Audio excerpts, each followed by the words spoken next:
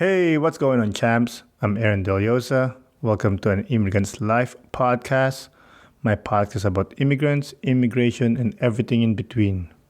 Beautiful people! Welcome and thank you for joining me for another episode of An Immigrant's Life. If you're one of those individuals that likes content, you can follow us on Instagram and Facebook at An Immigrant's Life. You can find out the topic of the upcoming episode. I post pictures of the guests if you want to see what they look like. And I also post audio snippets of the episodes there, so go check it out. You can listen to the podcast on YouTube, Spotify, Apple Podcasts, or wherever you listen to your podcasts. For the ones that have not subscribed or followed yet, please do me a favor. Click on the subscribe button or follow button so you won't miss an episode. You help me out. Everybody happy, you know? On a personal note, not that you guys care, but I'll tell you anyway, the days here in Montreal are now becoming longer and temperature is consistently heating up, which makes me happy since it allows me to go cycling and hike again. How about you? What are you excited about on this third quarter of the year? Let me know. Reach out. I'd love to hear from you. And while I'm waiting for your messages, let's talk about this week's episode. Our guest today is one of the most genuine, kind, and caring individuals I've ever met. She's an amazing teacher, and I wish we have more teachers like her. So, without further ado, let's get into the show. Isa, dalawa, tatlo. Today our guest is a hurricane sprinkled with glitters. She's a traveler, an aesthetician, and a super passionate teacher. Everyone, please welcome Sadia Haque. Hey, how are you? I'm good. How are you? I'm good. Thank you for coming on the podcast. Well, thank you for inviting me. So, would you like to introduce yourself? Sure. I'm Sadia. I'm living in Vaudreuil-Dorion, born and raised in the Montreal area. I'm working currently at Gordon Robertson Beauty Academy as an aesthetics and a hair removal teacher. And I also work at Spa Saphir in Vaudreuil-Dorion as an esthetician and hair removal specialist, What do you mean hair specifically removal? electrologist. What's hair removal? Oh, like like permanent hair removal. you got like legs and the arms and whatnot. I specialize in the face because I do mostly electrolysis. So, but yeah, permanent hair removal. So I kill Mm. hair for a living. And then I teach girls how to do it too. How does it not grow back? We're basically killing the blood supply. We're killing the place that supplies the hair with growth, all the nutrients it needs to grow, and we're destroying that. Is that good? It's great. It's been around for over 100 years. The techniques that I'm using, they've been around for over 100 years. So it's great. It's safe. It's efficient. It's permanent. What's the device that you use to kill the thing? I actually take a little tiny needle and I put it inside the hair follicle and I send an electrical current. Well, how many needles are there? Just one. So you just one by one in the pore? One by one. Wow, that's Yeah. painstaking. Depends on the person, but it's fun. Well, you like torturing people? No. I don't think it's about torturing people. I do it as comfortable as possible, obviously, but it's about giving my clients a better lifestyle and a better image of self and, self-confidence in their day-to-day life. Yeah. So it's really rewarding. Yeah, of course, it's not torturing. That's my crazy mind. I'm just thinking that way. Oh, I hear these words, but I'm a positive person, so I'll always flip it around and that's not why we're doing it. Remember what the goal is, right? You got to remember that end game. Of course. Don't listen to me. I'm just like. I've heard it all. It's all good. So, like I said in my intro, you're a traveler. What do you love about traveling?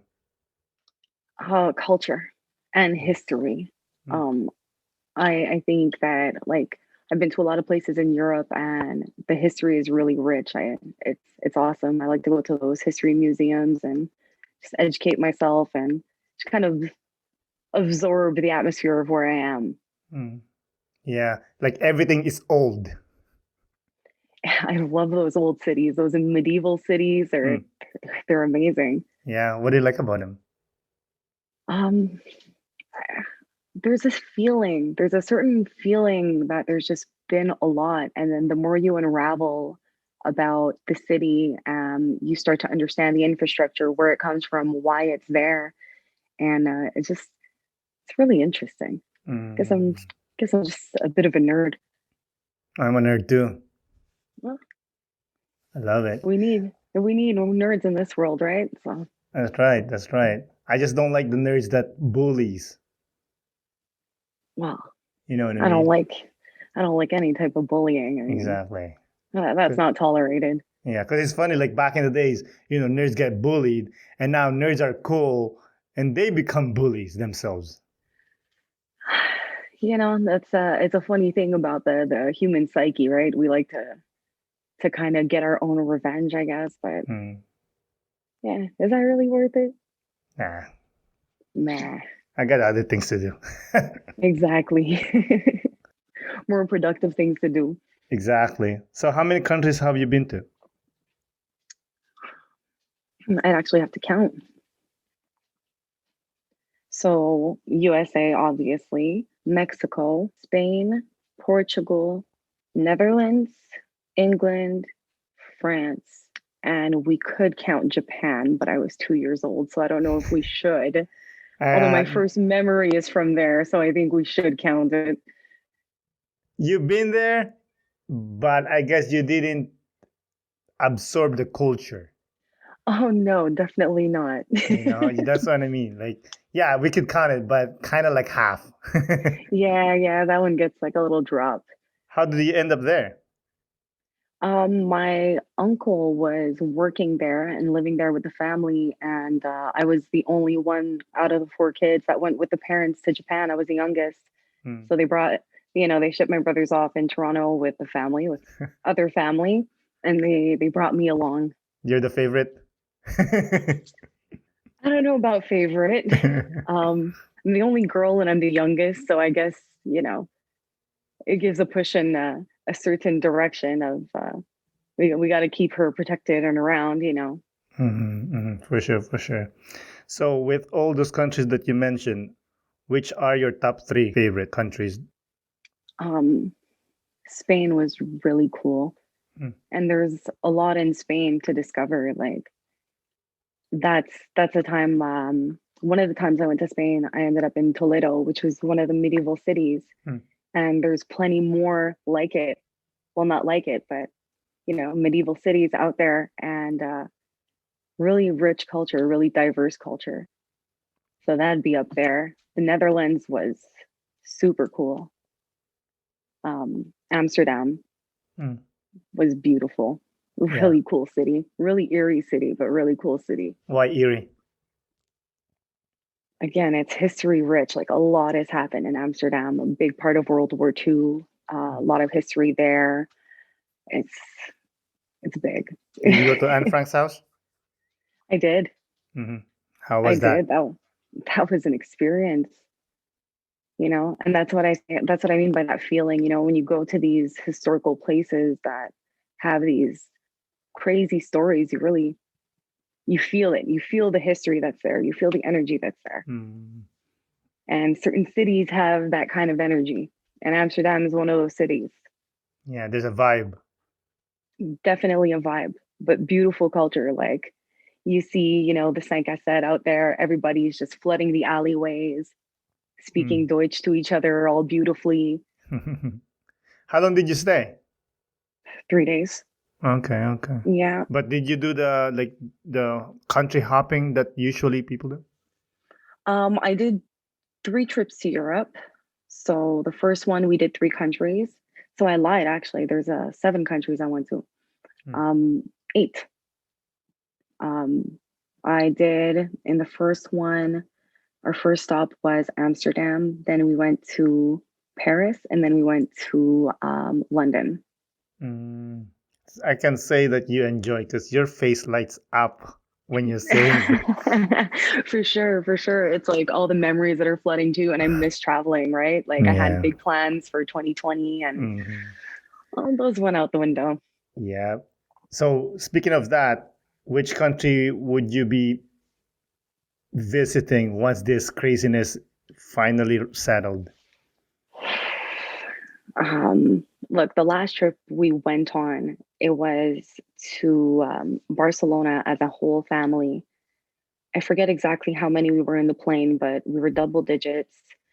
Um, Brown family, right? You took Huge. over. Yeah, it was grandparents, parents, and kids, right? So we were a lot and we had a lot of fun. So I think after this whole debacle is done, we might do something like that again, but maybe not Europe, maybe something a bit more affordable. Hmm. That's cool. That's cool.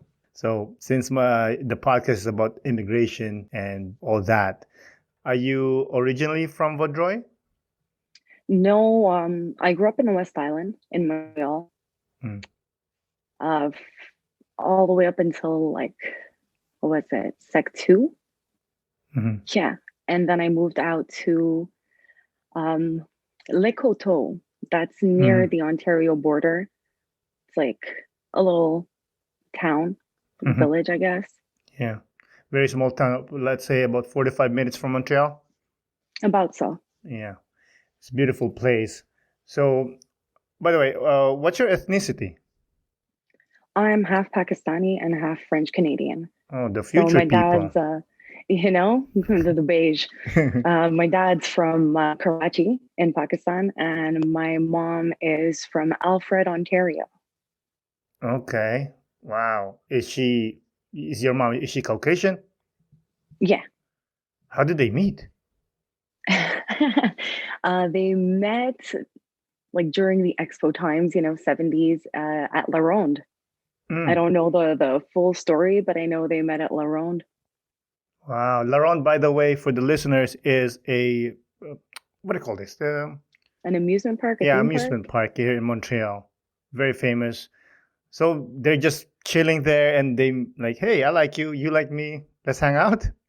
Honestly, I really don't know how it happened. My parents divorced when I was pretty young, Okay. but so I don't have the full story. But Mm. I always found it kind of interesting because my mom didn't speak much English then, and my dad's English was pretty basic too. So yeah, I'm sure they struggled in the beginning to communicate. For sure. Like who's that guy? Michael Bublé and his wife. His wife is like I think Russian, and she doesn't speak a word of English. But they dated, and now they're married. Hmm. Me. But so you said your dad's from Pakistan. Do you know why he came here and when he came here? He went to Germany before he came to Canada. I know my dad wanted to become an Air Force pilot in Pakistan, Mhm. but my grandmother wouldn't let him. She was worried about him. She didn't want him to, and so he ended up going to Germany. I guess just trying to find himself in his early 20s, Mhm. and then he came to Canada, and that was in the 70s, Mm. early 70s. Do you know why he didn't stay in Germany? I'm not sure why he didn't stay in Germany. I Mm. should ask him that. It's a good question. Yeah, because I mean, Germany is a pretty cool country. It is a cool country. Like you said, it's like full of history. It is. It Mm. is. I mean, it's a new country, but it's full That's of right. history. That's one of them I forgot. I have been in Germany. Okay, that's Yeah. awesome. Yeah, nice place. So you mentioned your parents are not together anymore.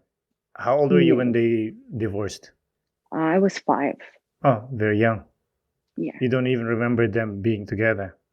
not much. Mm. So who did you stay with? Oof. In the beginning, I was with mom, but I'd see my dad often, like dinner once a week and then weekends. And then after a while, I was one week, kind of just split in between both. And then eventually, In my high school years, I moved in with my mom Mm. permanently. And then at the end, when I went to college, I was living with my dad. So it was I was kind of everywhere. That's good. So, can I assume that you are close to both sides? No, Mm. no, I'm definitely closer to my dad's side of the family. Mm. How so? I didn't really. My mom only has one brother, and I didn't grow up getting to know him much. I know my brothers knew him more than I did, Mm. and I do have some cousins on that side. I couldn't even tell you their names, to be Wow. honest. Yeah, that makes me feel really bad. Mm. But I never really got to know them growing up. And then on my dad's side, I mean, we were just always with our cousins on weekends. We had cousins that lived in Broussard. My dad is from family that had 8 children. Mm. So loads of cousins, loads of cousins. And like the summer times, our cousins from Toronto used to come out here for 2 weeks and we'd go out there for 2 weeks. Like we were just always together. Mm. So we were much closer. It was Mm. more, we had that community that we were always there for each other. We were always together. Family. Beautiful. I love that. So, you mentioned that you would like to elaborate on French family versus Pakistani family dynamics. Yeah, well, there's a lot of things about those dynamics there's pros and cons to everything, right? Mm-hmm. Like on my French side of the family, is what I usually say. The French side, when I see them, twice a year, when we greet each other, it's kisses, and it's very touchy. And then on, my Pakistani side, it's more conservative. It's more like maybe hugs between the ladies, but like a shoulder tap between the, uncle and niece and Shoulder. cousins. Yeah, the boy cousins is a shoulder tap, it's like a sideways kind of half hug. Ah. There's that dynamic, but there's also just the whole dynamic of that family that I was just talking about, that community that Mm. I really felt on my Pakistani side of the family that I didn't necessarily feel on the French side of the family. I actually kind of felt like a bit of an outcast. Like I felt like a bit stared at when I go on because we wouldn't see each other often and we didn't Mm. really blend in, right? We'd have Wow. the four brown kids walk in when we were younger, right? And like the whole white family, which is it's cool, but there was a certain like I don't want to say anything negative, Mm. because I never felt like any negative feelings. I just didn't feel maybe that sense of belonging, Mm. right? That I did feel on the other side of the family. Yeah. The warmth. Yeah, well, no, they are warm. They're lovely people. They're warm. Like I said, we're greeted with kisses and like that's the French culture. Mm. Um, there's definitely a warmth there, but it wasn't. I didn't know them, Mm. so it's not like how are you supposed to feel welcomed when you kind of don't look the part and then you don't know the people and like you're always kind of watching what you're saying. You don't know if you should be yourself, and it's not anyone's fault really. It's just we didn't really get to know each other. Well, did you try to extend your arm and be close to them? As an adult, I can't say that I have, no. Mm. And that's why I say, like it's nobody's fault, but in reality it's kind of everybody's fault. Yeah. But we get into this groove of comfortability, and sometimes we just don't like leaving that groove. I think it's that and also familiarity. Like I have reached out recently to my other cousins because Nice. obviously we've all grown up and we don't hang out all summer anymore. We don't go to each other's house on the weekends anymore. Like that's not adult life, right? Mm-hmm. Most of my cousins all have kids, and we're all grown up. So we've definitely had a bit more distance between us. Mm-hmm. I've been working a lot in the last years. I haven't given myself a chance to go to Toronto and see my family. I'm traveling and doing this and that on my time off, but I haven't really gone out there. Like we'll see each other maybe once every 2 years, obviously at weddings. But I have reached out, or he reached out to me, and it was so nice to reconnect. It just felt like we were kids again. You Mm-hmm. know, we have that sense of familiarity because we've had that relationship built since Mm-hmm. I was in my diapers. He was older than me, so he used to give me my bottle. We used to spend every summer together, so we have that familiarity that I Mm. wouldn't have with the other side of the family. Yeah, for sure, for sure. So you mentioned that you moved to Lake Coutu, which is like, let's say the sticks, Yeah, because it's we far could from say the that. city, right? Was there, did you feel welcome there? Or were there some frictions against the other students? Well, the year that I moved, or that I changed schools, I should say, because my mom had already moved out there, Mm. but I was still going to Saint Georges, which is a melting pot of different cultures. So by the time I changed schools, it was 2001 in December. So there was a lot of, media about 9/11, about terrorism, and um, there is a certain people in Quebec, like anywhere that's just not really cultured, that don't know better, Mm. that don't learn better, and they teach their children, right? And I go to school with those children, and so sometimes it was even a hostile environment um, with what these kids would say. Mm. But I did find, my little gang of friends. Like you always end up finding your way, right? You Mm-hmm. keep trying and you find your way. But it definitely wasn't an acceptance feeling over there. Mm. Yeah. So you said you moved around the 9/11 era? Yeah, December of that year. Whoa. Yeah, That must be rough. it wasn't easy for sure. For sure. I was what, 14? Mm-hmm. Oh my God. So, Perfect time too. right, right. Like, think of yourself at 14. Like, I was not smart. Like, we don't know better. We're learning. We're looking for ourselves. Like, Mm. we don't know. We think we know everything, and we don't know nothing. And we're emotional creatures, right? Mm-hmm. Mm-hmm. Plus the So hormones are firing up. that's it. That's it. So Yeah. it was definitely not a good combination. But there's if there's one thing I learned from that at a very young age is, if you pretend to be somebody else, people won't like you. If you're Mm. yourself, people won't like you. So might as well just be yourself and own it.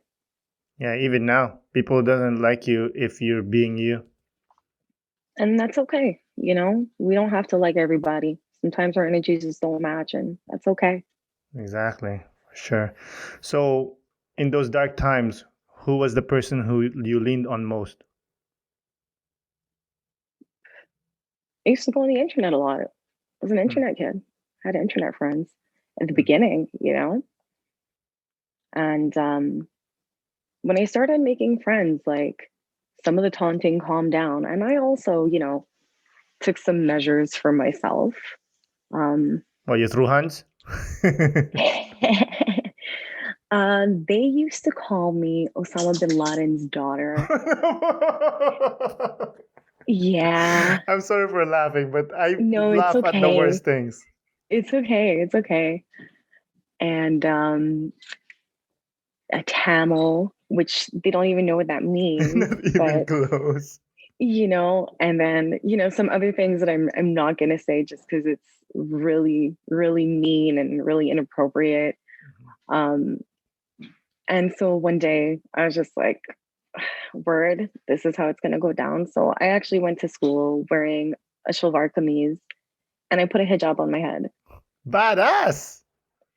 Yeah, and I thought I was gonna get like serious backlash or, you know, something intense was gonna happen that day, but no.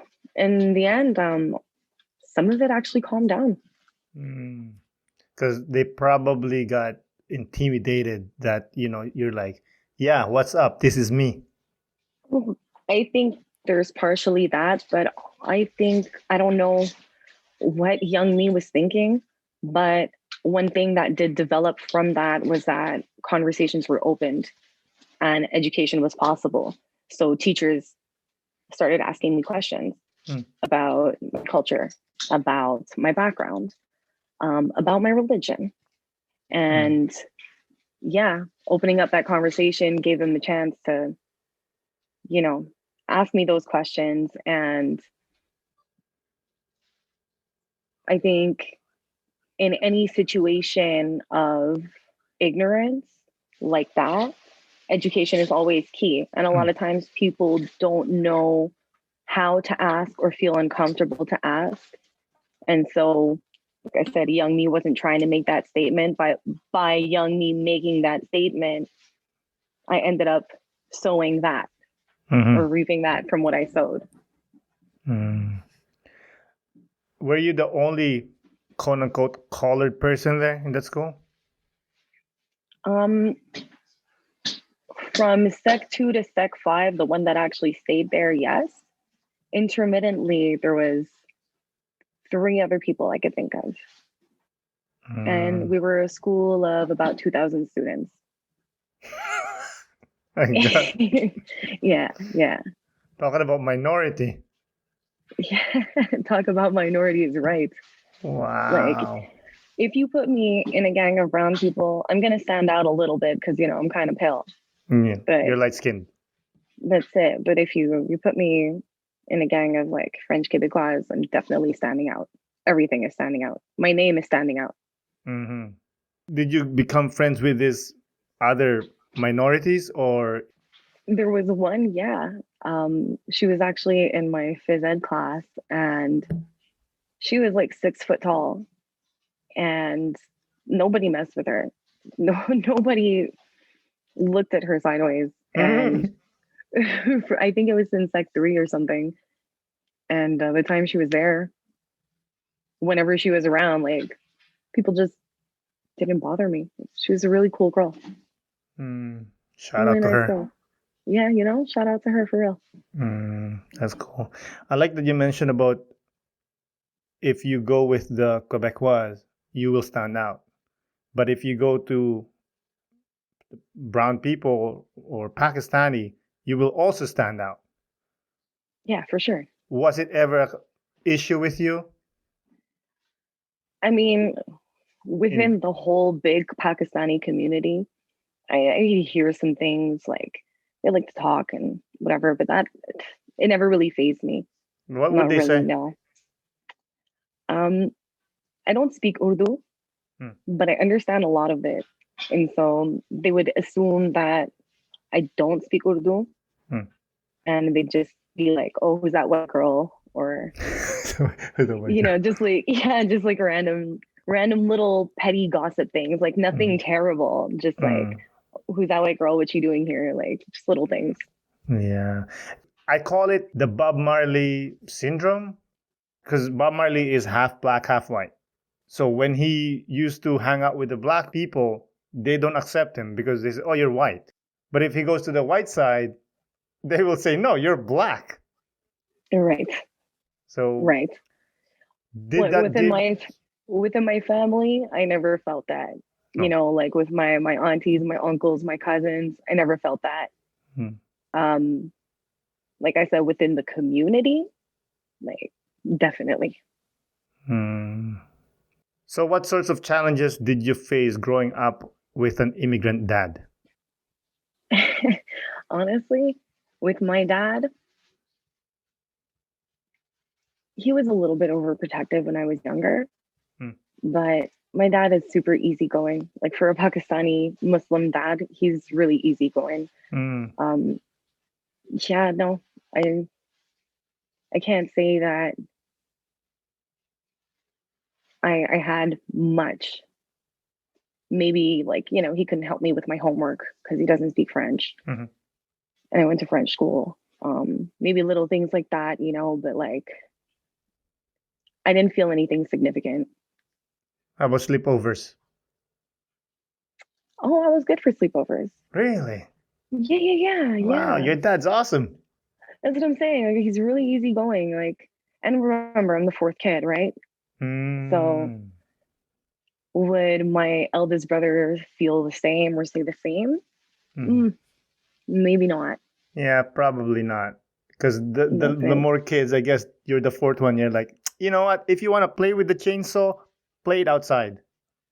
Yeah, a little bit of that, and a little bit of like they've already kind of buttered him up and made him kind of accustomed to the Canadian culture. Like Mm. he realized, I'm sure, by kid number two that like, okay, no, these are Canadian kids. These are not going to be Pakistani kids, right? Your siblings, are they boys, girls? All boys. Oh, wow. Yeah. In Filipino, we call it solo, hija. Solo hija, Yeah, it means the only daughter. Yeah. right? So I'm pretty sure that's like extra for you because you're the princess. Literally what my dad calls me. That's really funny. Really funny still. So since you are half French Canadian, half Pakistani, did you suffer from dual identity and how did you deal with it? Yeah, I can't say I ever suffered from dual identity. I feel like maybe I associate a little bit more with my Pakistani culture. Um, and I think that's really just a feeling because I'm totally Canadian. Let's be real. I don't even speak Urdu, right? So Mhm. I'm totally Canadian. But dual, no, I feel like I've been able to kind of embrace both of it and just the multiculturalism. Mm, that's beautiful. I think it's cool. And then the grandkids now, my nieces and nephews, they're all little mixed kids. They're quarter Pakistani, quarter Irish, quarter this, quarter that. They're like, they're the future, like you said, right? Yeah, the future kids. The future kids. So you're a esthetician now, right? I am an esthetician, aesthetics teacher. Hmm. Well, can you explain that to my uneducated brain? Esthetician will do everything related to beauty, basically, except for hair. So we remove hair, we do nails, pedicures, skincare, body care. Um, and yeah, that's How did you end up doing that gig? how did I end up in beauty? That's a fun story. Um, I actually had no idea where I was going with anything. I dropped out of social sciences in CJEP, took a business class. Um, After the business class, I ended up wanting to take a mechanics course, like auto mechanics. Why? Like I grew up with three big brothers. I grew up around my cousins, lots of boys, and my cousin Samir, he used to always, show me things, show me how to change a tire, show me how to change oil. He'd always be working on his car with me. Like Hmm. everybody else was like, oh, I don't want to hang out with Sadia, she's a little cousin, like, eh. But Samir was like, all right, come, let's do this. When I was really young, and I always thought it was super cool, and I'd help him out. So I figured out by then that I wanted to work with my hands, Hmm. that I wanted to do something manual, and I figured I'd give that a try. It's interesting. I'll learn. And my dad did not feel the same way about it. So my dad was like, "What do you mean you signed up to mechanic school? You're a woman. How are you gonna go home and cook dinner with dirty hands? Like, what do you mean? And I I was pretty upset about it. I was what, 18 at the time, and yeah, I was pretty upset about it. And I was like, all right, I guess I'm not going to go to mechanic school. I'm not going to disappoint my dad. It's not Mm, the other thing I want to do, right? I'm not trying to start a feud for that. mhm, Find something else. So I ended up going to Internet College, LaSalle College, mhm. and taking the makeup course. Um, that makeup course, first of all, I knew nothing about makeup. Did you want to do it or you just like whatever? I mean, it was kind of cool, but it was more like, oh, you don't want me to do a guy thing? I'll do the girliest thing I could find. Okay. Rebellion. A bit, yeah. Mm. 18-year-old me, right? So yeah, a little bit of that rebellious bone. And I knew nothing about makeup. I barely wore any. I grew up a bit of a tomboy Mm. and ended up absolutely loving it. That's awesome. Absolutely loving it. I thought it was super cool. Morphology was really cool. I did a bit of work in that. And after doing a bit of work in that, I just wanted to do more. Mhm. So that's when I went to aesthetic school and learned skincare and nail care and Mm. all of that goodness. And then I took the specialization of electrolysis and yeah, went out there into the field. You went nuts on it. A little bit, a little bit. I had a lot of fun. I had a lot of fun. I could say that much. I That's never awesome. thought that I'd end up in the beauty industry, but um, yeah, yeah, it was definitely a surprise to myself, but it was a great choice. You said you're a teacher, right? I am a teacher. What made you decide to be a teacher? All right. So when I was going to school at the Gordon Robertson Beauty Academy as a student, I was walking down the hallway one day and I thought to myself, one day I'm going to teach here. It just felt right. Like once I've gotten enough experience in the industry, that's what I'm going to do because I did see myself as a teacher at some point. That's why I was in social sciences. I wasn't sure what I was going to do, but that was one of the options out there. Mm. And yeah, from that moment on, that was kind of like my end game, if you will, at that point in time. Mm. And so I had the opportunity to teach at Internet College where I took my makeup course and I took it. And so that's how I fell into it. Mm. What made you think that you want to be a teacher? Um, there's something about just being able to transfer knowledge and know-how to somebody else and that passion. Like I've had amazing teachers. Mm. I've had not so good teachers, especially now in my path at university. Like I've had not great teachers and I've had some amazing teachers and I've had some really great ones at the Gordon Robertson Beauty Academy Mm. and they inspired me and I admired them. And so I admired what they did, how they did it, because when I went to trade school, it wasn't your usual learning. I wasn't just sitting in a classroom, for hours on end, taking notes, listening to somebody speak. Like it was completely different. Mm. They engage us, they use different types of learning activities and really engage us and make the information not only, good, but fun.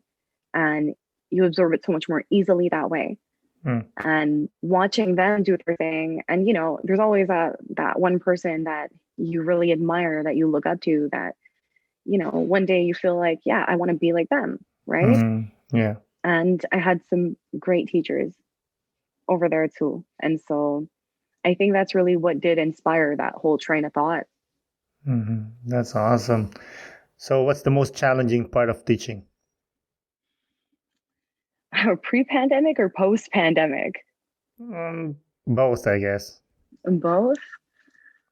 um I think the most challenging thing about teaching is finding different creative ways to be able to capture every single student in your classroom, Mm. to be able to make that information tangible for them to be able to understand completely complex and abstract concepts simply.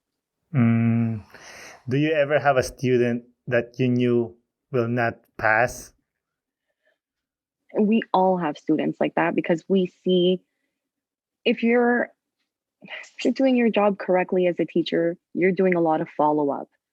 And as you're doing these follow-up assessments, whether it's practical or whether it's an assignment, like you get to see how your student is performing and what they've retained and absorbed.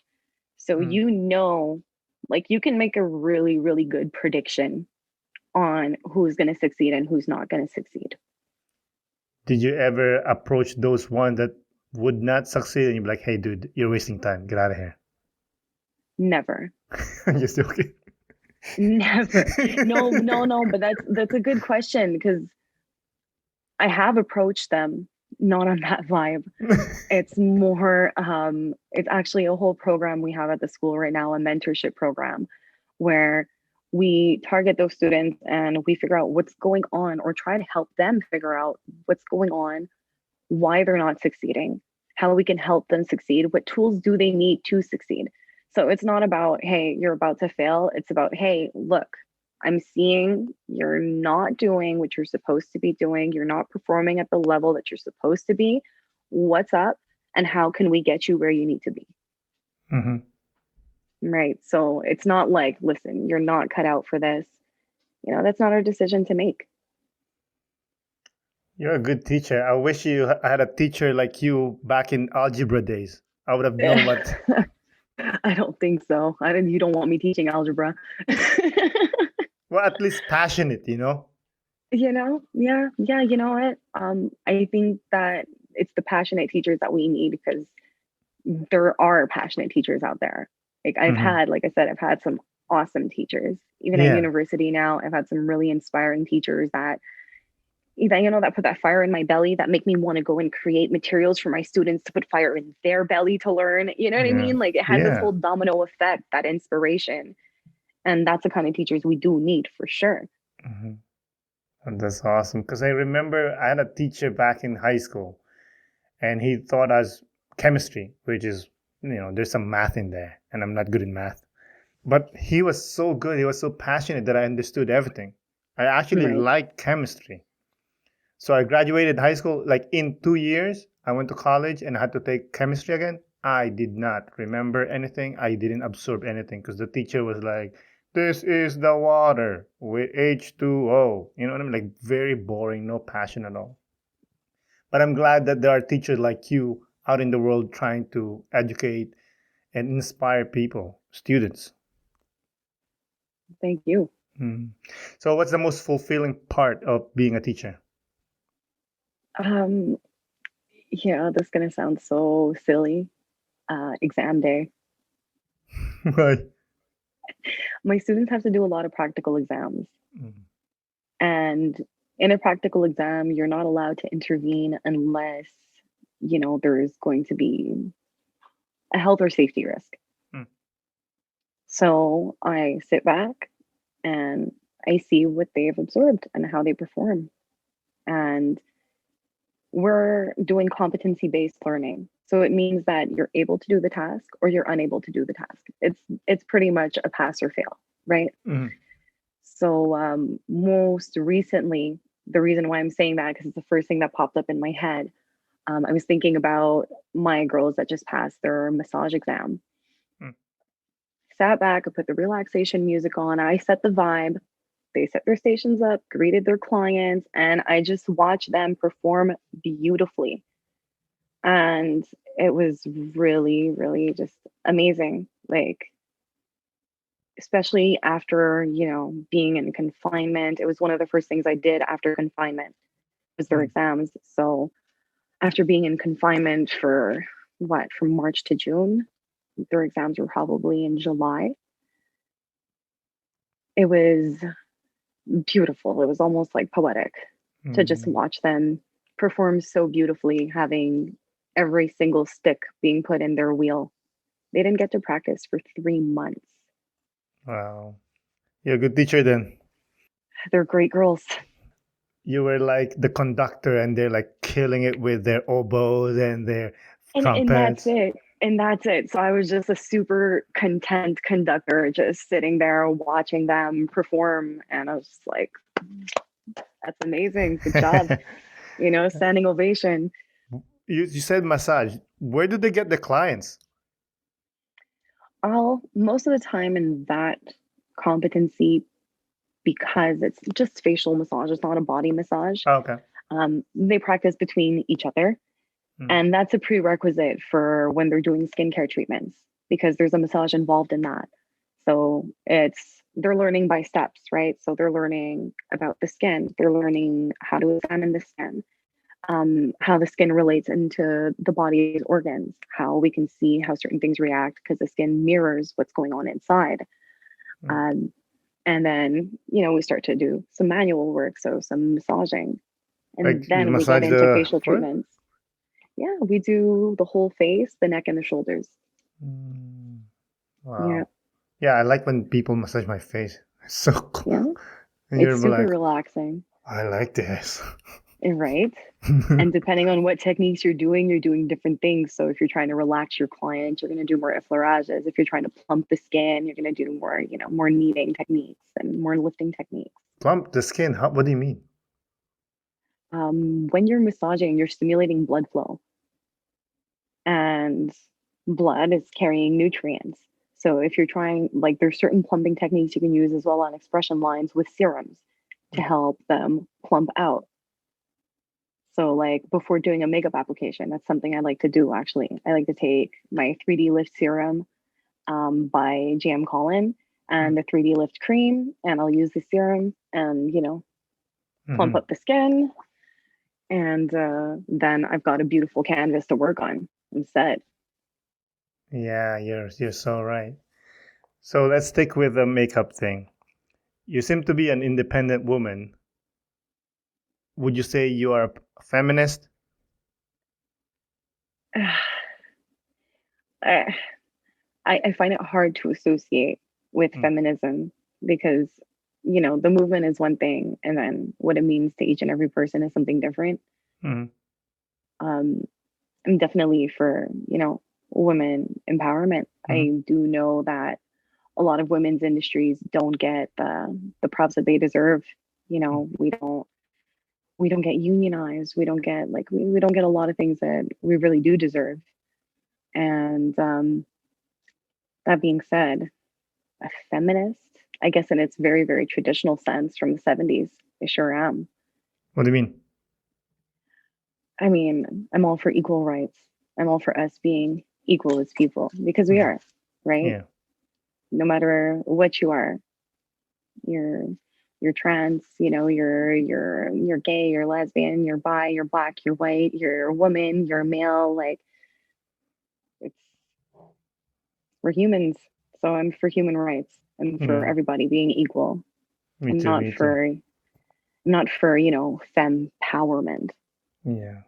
We're even. Yeah, you're right. Like going back to our point earlier that when the nerds become the bullies, like don't do that. Just go equal, not go over the, you know. That's it. That's it. And when they were younger and they were bullies, they were probably living through something themselves. Everything has a domino effect. Every action has a reaction. So if Mm. he was being bullied by his dad, then he was coming to school and bullying you. And now you're grown up and you know better because you know how it feels and you go ahead and bully. Mm. I mean, all in all, I think, you might be the worst bully Yeah. because he was, 14, 15. He was just reacting to what was going on. Yeah. You had the choice. That's it. Like, as an adult, we all have choices to make, and it's not a Mm. very good one. Yeah. So I asked, by the way, that feminist question because that will lead to my second question. So, what's your opinion on people saying makeup is not feminist? I don't know. It sounds like something a man would say, for one. No, no. I'm just playing on that still. Um, I don't really know what to say about that. Like, what? Why? Why would you even? Not you, but like, Mm. why would that train of thought come about? Like, makeup it's been around since the times of Cleopatra. Mm. Like, maybe even before that. That's just the latest documents we have of it, right? Mm. So why is it that now it's not feminist? Like Cleopatra used to rule the land. She was a pharaoh. She wore Mhm. makeup. Like that was pure woman empowerment. So Mhm. I've makeup is not feminist. I don't know. I think I've heard of that idea before, and I Mhm. probably just ignored it because it sounds like something I don't really want to talk about. Like, Okay. if you want to, no, I don't mean it like that. I mean, like, if you want to wear makeup, wear makeup. If Yeah. you don't want to wear makeup, don't wear makeup. Like, I know Alicia Keys and Alyssa Cara went on this makeup free for years now, and they're beautiful women and they have beautiful skin and they're rocking it, Yeah. It you doesn't help know? that they have millions of dollars. Okay. That's for sure. But, Alicia, I mean, I love Alicia. So please, this is not in a bad way. She's not young either, but her skin is just fantastic, right? Mhm. So if you're able to do that and you're happy like that, at the end of the day, that's really what matters, right? Are you happy? Like, I had nowhere to go today. I had nowhere to go yesterday, but I felt like wearing makeup. Mhm. There's days that I go to work and I don't feel like wearing makeup. And so I don't, because my skin is good. So I'm not trying to cover anything. I'm not wearing a mask. It's it's a form of self-expression. So if you Mm. feel like doing it and you want to do it, then do it. Mhm. I seen a meme go around of this guy that likes to match his drink to what he's wearing. He literally put food coloring in his water to make it, the same color as his t-shirt. I've never seen that So one. yeah, right. So if you want to express yourself in that way, cool. Like, Mm. who am I to judge you? Do Yeah. your thing. Do You're your not hurting thing. nobody. That's it. Do your thing. Do your thing. Yeah. But let me say to the ladies out there, if you are suffering from acne and you're just covering it up with makeup, please remember taking care of your skin is so important. Like, that's the canvas to your makeup, right? So take care of that skin before you do anything. Oh, The what most happens? important.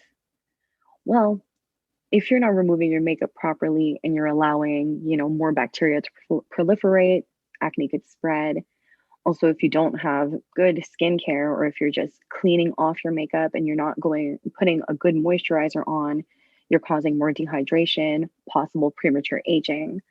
Um, there's a lot of things associated with improper skincare, especially when you're wearing makeup. Like sleeping Mm. with your makeup on, your skin doesn't breathe, it doesn't have lungs. Your skin can't secrete the way that it usually secretes. It can't act in the same way because it does have an occlusion over it, right? Mhm. So you do need to remember that your skin is living. It's the largest organ of your body. It's your first soldier at protecting you against outside invaders. Like, your skin is so much more important than, oh, it's just my skin. Like, no, that's your armor. Mm. So you got to make sure that's healthy and then have fun. Do your thing. Wear makeup. Just take care of your skin. That's beautiful. Speaking of skin, I suffered through acne when I was younger, and I went to a dermatologist, and the dermatologist said just use Dove, the soap, and you're gonna be okay. Is that right? Did it work? Not really. It dried it. Exactly. Exactly. So, yeah, if you're using, those are called surfactants. When we're using harsh soaps, they have a larger amount of surfactants that are stripping oils from your skin. Mm. So, yes, the bacteria does like to feed on oil, but does that mean that you should strip your skin completely of all oils? No, because then your skin is going to defend itself and produce more oil. Mm. So then you're just going to have this constant kind of cycle. And like you said, it didn't really help. It just kind of dried, it probably dried the lesions out a little bit. Yeah. And then other lesions would pop up, Hmm. but then they'd be almost underneath the skin, right? Instead of Yeah. being at the surface. And when they're underneath, they're more painful. Hmm. You know what So helped? It was proactive. What? What? What? it's okay. It's okay. Yeah. And especially old school proactive. Oh man, at least they've changed the ingredients for now. Mm. Um, Look, I don't want to talk bad about anybody's secret remedies. My cousin But was it using pro worked. my cousin was using Proactive, and that's one thing that you're going to hear from an esthetician. It's like, oh, you're using Proactive? Okay, have you tried to stop? All right, and what happened? Oh, it all came back right. Like my cousin, I remember at some point he told me that he was using it in his 30s, and I was like, have you tried to stop? He's like, yeah, and I still get some. And I'm like, you're not supposed to get juvenile acne in your 30s. It's very harsh, the treatment, and your skin will adapt to it because we're made to adapt, right? We're made to kind of micro evolve like that and adapt to our conditions. So if that's a condition your skin has had to live in since you were 15, then yeah, it's going to adapt to it. Is it good for your skin? Nah. I don't think so. So what should be like a person that has some acne? What should that person do like every night? And what kind of products they should use? Well, I always suggest that you talk to your esthetician, book yourself a facial for one, because in that service shouldn't only be about receiving the service. It should also be about getting to know your skin and getting to know how to treat your skin at home. Because you can come and see me once a month, right? And then you're supposed to take care of your skin 60 times in a month. So twice a day, right? So I'm going to do it once out of 60. You're going to do it 59 out of 60. So my job as an esthetician is not only to give you the service, but also to educate you on your skin and how to take care of it. If you're suffering from acne, I do suggest you talk to your esthetician because there's different kinds of acne. If you're an adult, you may have acne rosacea. Sometimes people think they have acne, but it's really just the hormonal breakouts that keep on coming, and they pick at them and they're spreading it. So it really needs to be evaluated by somebody who knows and understands the skin. And then they can give you your personalized skincare routine, which for anybody would include a good cleansing, a good toning, exfoliation once or twice a week, and a good moisturizer. It's all suited to your skin type. So you have to have, can I just go to a dermatologist instead of an esthetician, or what's the difference? I love dermatologists. We do have to work with dermatologists. But when it comes to taking care of your skin and pharmaceuticals that we're applying on our skin, your esthetician is going to be more knowledgeable. Now, if you have a cyst you need removing, if you have, a growth on your skin that you think may be malignant, we need our dermatologists. They're doctors, right? They're medical professionals. If you have eczema, you have psoriasis, we definitely need our dermatologists. Or extreme levels of acne, any other type of bad skin reactions or bad skin conditions, definitely need them. When it comes to our day-to-day care of our skin, our estheticians know the pharmaceuticals. They work with them. They try different ones. Like we go to conventions and learn about them. Dermatologists would go to conventions and learn about different medications for the skin. So we're not doing medication. We're doing maintaining of proper health of the skin. Wow. I learned a lot here. You see, everything should be an educational experience. Thank you. We're there. Is there anything you would like to add or any topic that you want to talk about? No, I think we're good. We're good? Yeah. We did it? We did it. All right. Again, thank you, Sadia, for doing the podcast. I really do appreciate it. Well, thank you for inviting me once again. It's been cool. And like I said, you're doing a really cool thing. It's a cool show you're doing. Oh, thank you. Thank you. Have a good evening. You too. Bye. Bye. Again, Sadia, thank you for coming on the podcast. I really do appreciate it. Thank you, listeners, for listening. This is Aaron Deliosa for An Immigrant's Life. I'll see you guys later.